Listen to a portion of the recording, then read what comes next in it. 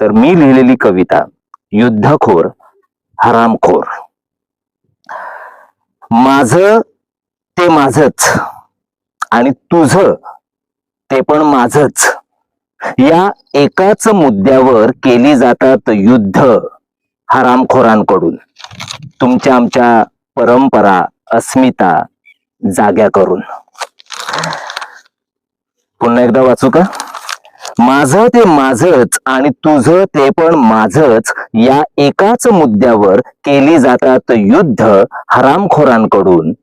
तुमच्या आमच्या परंपरा अस्मिता जाग्या करून. ते पुढे करतात कारण धर्माचं देवाचं, पण हवी असते त्यांना जमीन, हवं असतं त्यांना तेल पाणी नैसर्गिक साधन संपत्ती दुसऱ्याची.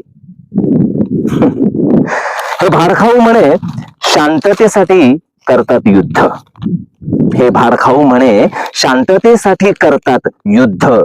हे भोसडीचे शांततेसाठी मारतात म्हणे तान्ह्या बाळांना, गरोदर आयांना, म्हाताऱ्या खोताऱ्यांना आणि तत्व बित्व जपणाऱ्या तरुणांनाही सरसकट युद्धखोर हरामजाद्यांबरोबर. हे युद्धखोर हरामखोर आखतात बॉर्डर. हे युद्धखोर हरामखोर आखतात बॉर्डर, करतात वाटण्या जमिनीच्या.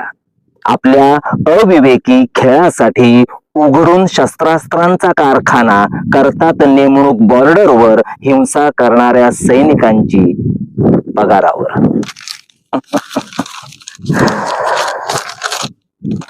पुढलं कडवं असं आहे, या युद्धखोर हरामखोरांच्या आयांनी अजाणतेपणी पोसली होती आपापल्या गर्भात ही असली क्रूर हिंस्र श्वापदे. या युद्धखोर हरामखोरांच्या आयांनी अजाणतेपणी पोसली होती आपापल्या गर्भात ही असली क्रूर हिंस्र श्वापदे, की संस्कृतीच्या नावाखाली सुप्तावस्थेत दडून बसलेल्या भिकारचोट हिंस्र असंस्कृत समाजाचीच पैदास आहे ही. कवितेच्या शेवटाला येताना युद्ध नको बुद्ध हवा या ओळीला जुळणाऱ्या ओळी सापडत नाहीयेत मला. कवितेच्या शेवटाला येताना युद्ध नको बुद्ध हवा या ओळीला जुळणाऱ्या ओळी सापडत नाहीयेत मला, पण आईचा गर्भही नासवणाऱ्या युद्धखोर हरामखोरांच्या तिरडीला माणुसकीच्या नात्याने खांदा देताना फक्त एवढंच म्हणावंसं वाटतं, वैष्णव जन तो तेने कहिए जे पीड पराई जाने रे.